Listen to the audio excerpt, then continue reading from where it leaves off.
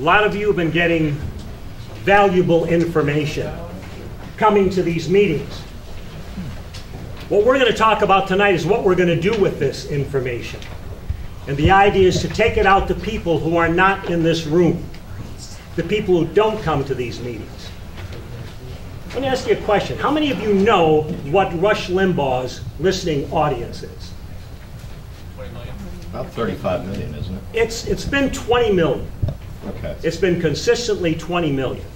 How about like Sean Hannity and Fox News? Anybody know what their viewership is? About 2.5 to 3. About 3 to 3.5 million people, okay? So you've got a collection of anywhere from about 28 to 30 million people who listen to Fox News, who listen to talk radio. Now, if we take a look at the election results in the last presidential election, Barack Obama and Joe Biden got 69,499,428 votes. John McCain got 59,950,323 votes. What does that tell you about the people who are listening to Fox News, listening to Rush Limbaugh, Sean Hannity, as a percentage of the people who go out and vote? Not enough. It's not enough. Now, it doesn't mean these people are stupid. It doesn't mean these people are ignorant. It doesn't mean they don't care. They're not political junkies. They don't listen to Fox News, talk radio, 24/7 like a lot of us would. So if they're not informed, there's a reason they're not informed. Because our public officials are not out there informing them. Or we are not doing our job and we're not informing them. That's the reality, and that's what we're going to be talking about tonight. Is how do we inform them? How do we take that message out to the people who are out there who should be here, but who aren't here? But surprisingly enough, if you present your values to them, you will be shocked to find out how many of them agree with you. And here's what the socialists are afraid of. Here is what the Democrats are afraid of. That you will get it, that you will understand it, that those 30 million people who listen to Fox News, who listen to Rush Limbaugh, who listen to talk radio, will become real activists who go out and talk outside the choir and reach the people who are out there, who belong in here, but guess what? They think exactly the same way you do, believe it or not. My boss, Jack Brandenburg, became the first elected Republican to represent this city, St. Clair Shores, in Lansing since 1942. When they saw that he was going to put Republican on his literature, he says, look, I'm going to be on that side of the ballot anyway. We also ran as unapologetic conservatives. And we took our message out to the people. And we won. And Jack has won St. Clair Shores ever since. This particular city is going to be back in our legislative district again. We're in northern Macomb County. Redistricting puts us back into the Senate district. We will be representing St. Clair Shores again, of which we're very happy to be coming back here because we love the people out here. And the reason is that most of the people in St. Clair Shores are those independent split-ticket voters. And believe it or not, independent split-ticket voters, more of them think like we do than anybody would ever imagine. But they've never been talked to like they were intelligent people. Too many people who are what I call the mushy moderates. Let me be very blunt, what I think about somebody who calls themselves a moderate. You're a Republican who's really embarrassed to be one. Or you're afraid to talk about your values because you're going to think you're mean-spirited or whatever. Well, guess what? We went out there and we laid it out. And when you lay it out, the people will say, you know what? I'm a Democrat, but Jack's the first Republican I've ever voted for, but I like what he stands for. When you run on your values and you do it with conviction, you get votes. And part of the way you do that is by taking it out to the people. You have to go out there and present yourself to the people. And that's what we have to do in this election. We have to take our case to the people, because there may be some things that our presidential candidate may not want to say because he thinks it may hurt his image for whatever reason. But we can take that message out there and we can say it.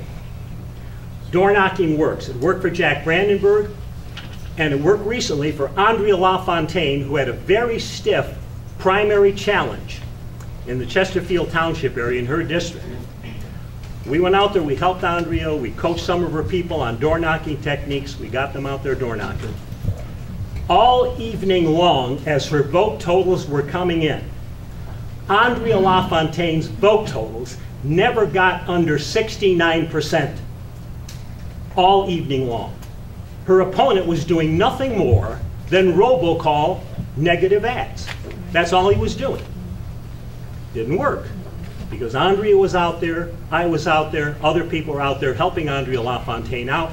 And when a live person comes to your door, despite everything that you see in commercials on television, whatever you might see in terms of slick ads, a live person comes to your door and says, I want you to help this candidate out because here's why. For this presidential election, it may sound something like this. Hi, my name is Ken. I'm here to help Mitt Romney and elect him President of the United States. Barack Obama said something very interesting.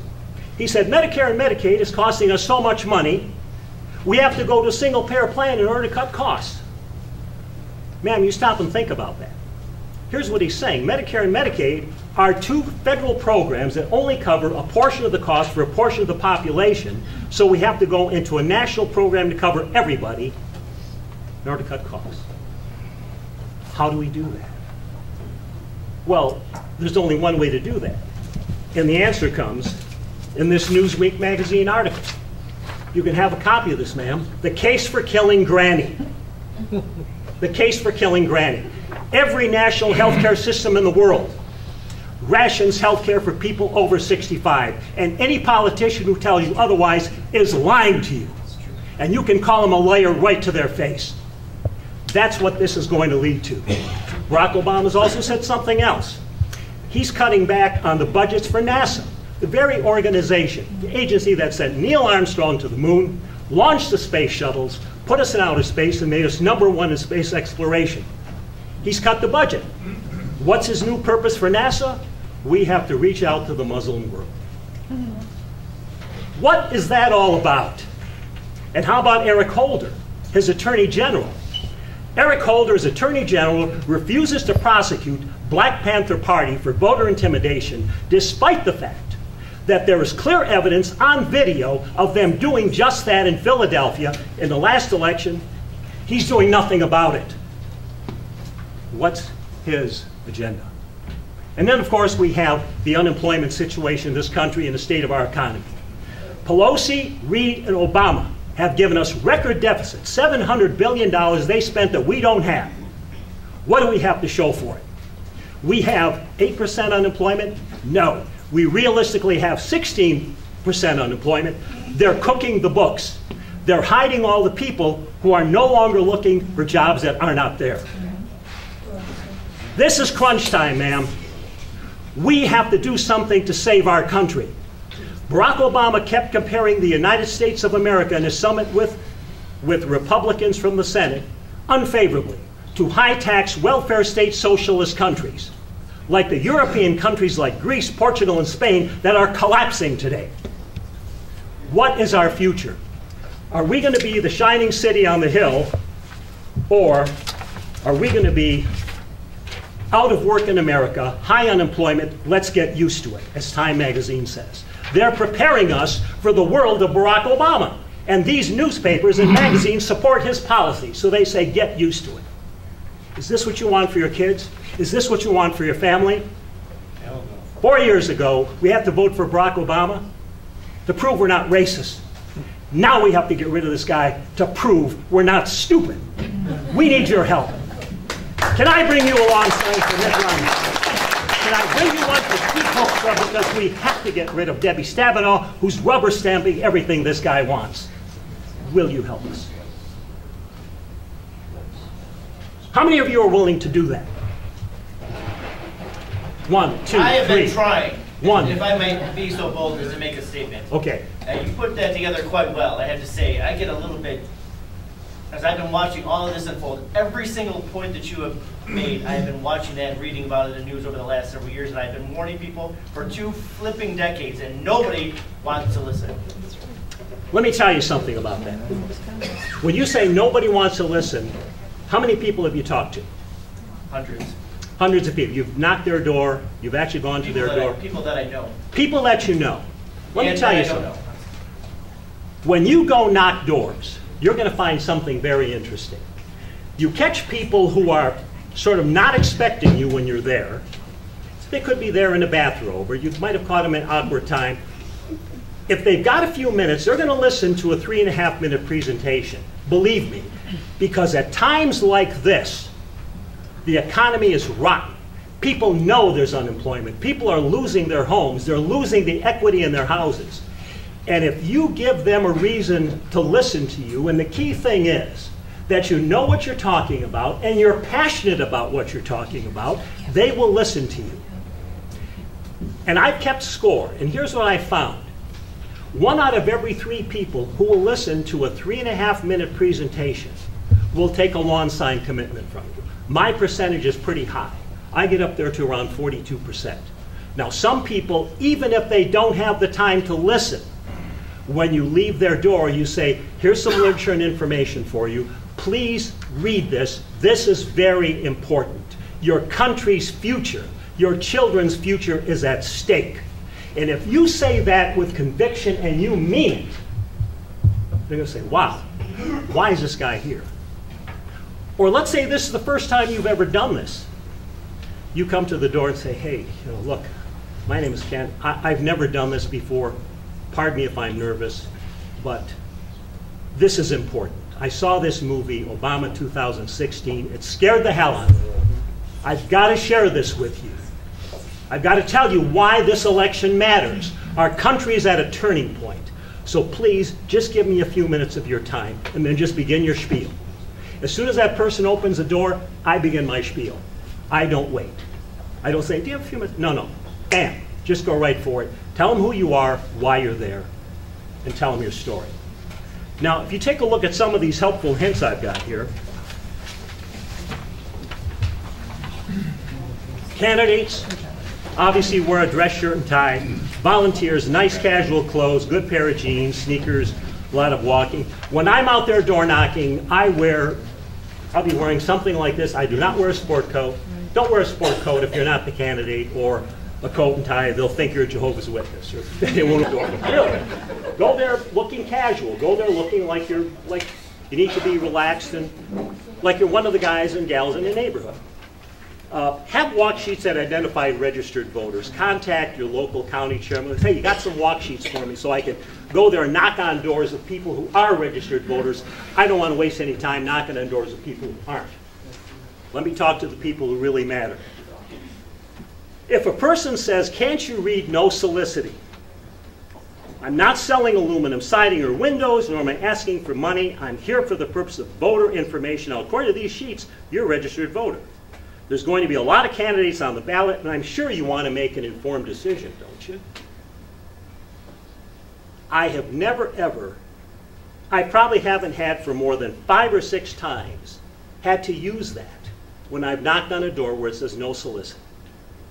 Believe it or not, a lot of the lawn signs I've gotten was where a sign says no soliciting.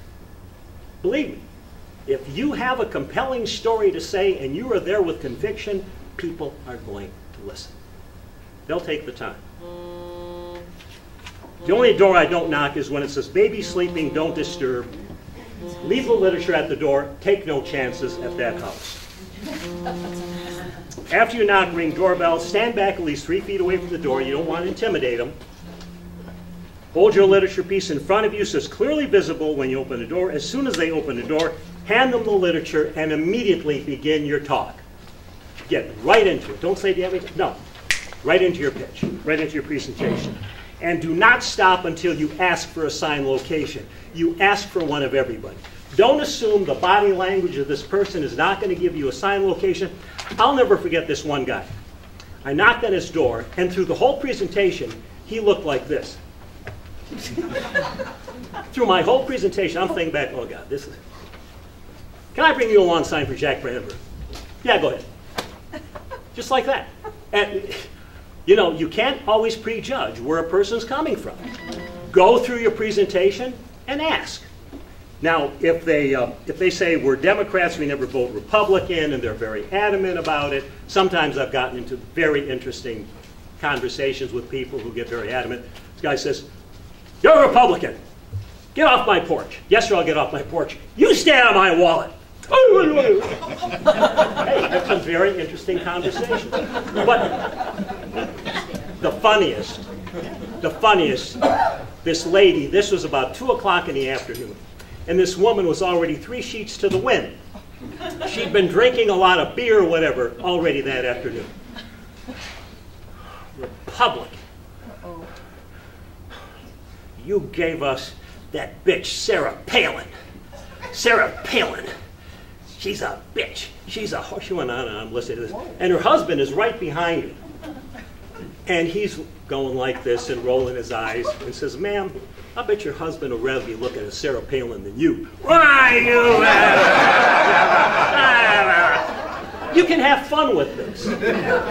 But that happens very rarely. Believe it or not, that happens very rarely. In like 10 years that I've been doing this with Jack and helping other candidates out, going up and helping candidates in that special election up in Grand Blanc, very seldom do you run into that. You will run into mostly very nice people. They'll offer you water. Hey, or this one very nice lady, she comes in. "Yes, you're a very nice young man, come on." So, "Oh, you got to try my beef stew." "Well, ma'am, I don't." "Come on, you must try my beef stew." And this sweet lady, I had to try her beef stew, Heineken beer. That's the key. You got to put Heineken beer. I said, "Okay, ma'am, thank you very much." So I have her beef stew. He said, "Okay, bring me a sign. You're a nice young man, I believe you." Da-da. More often than not, you will have experiences like that. You're going to meet a lot of fascinating people, wonderful people, and it'll surprise you the responses that you're going to get. But it's very important because nobody has bothered to knock on their door and talk to them about candidates and issues. But that's exactly what you're doing. Whether they take a lawn sign or not, always say thank you and always finish with, "If you have any issues you feel strongly about, please call our candidate, please call our office, please email us, and we'll get back to you." Always be nice about it to everybody you talk to.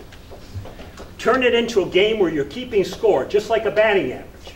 Remember what I told you. 1 out of every 3 people, 1 out of every 3, that's what you're shooting for, who listens to a complete presentation will take a lawn sign from it. Don't worry if your door knocking does not give you that 1 out of 3 percentage. You keep door knocking, and here's what's going to happen. The percentages are going to work out. Just like a baseball player, hey, Prince Fielder, he's going to have a slump. He may go 0 for 3 in one game, then all of a sudden he hits 3 home runs out of the park the next game. That's exactly what happens with getting lawn signs or knocking on doors. It's a game of percentages. And think of yourself as a baseball hitter. Make sure you're speaking to a registered voter. If a young kid answers, parents are not home, ask them to leave the information with the parents and just move on. If there's a babysitter there and that babysitter lives in that district, ask them if you can bring them a lawn sign. In this case, they're living somewhere in the state. You want to give them a lawn sign for Pete Heokestra and for Mitt Romney. And even if no one is at home, a piece of literature left in the door is a standalone piece, unlike all the mail that they're getting right now. They're going through tons of mail. But here's something right in their door. That gets their immediate attention, even though that person may not be home for you to talk to them. Do not leave any literature in the mailbox. That's against the law. Only if there is an over and under mailbox where you can leave the slot for the literature and the flyers. That's basically the bread and butter, meat and potatoes of door knocking. You will develop your own approach. You'll develop your own technique. You'll develop something you're comfortable with. You've heard so much information about Barack Obama. You have something that you're passionate about. If you're passionate about it, you take that passion out there to that door. And you'll get commitments. You'll get votes. And we will turn this country around. Anybody who's interested in more of this, if you'd like to, I want to do something perhaps at Rose's some evening where we can do some role playing. Some of you who want to practice this, I'd like to know who you are, and if you're interested, please take these sheets, fill them out, leave me your phone number, and I'll be more than happy to get back to you. Let's work together on this. But this is important. This is important. Barack Obama is wearing a mask, and we know it. The mask stripped off of OJ. The mask came off of Tiger Woods. You have got to strip the mask off of Barack Hussein Obama. Are you ready to do it?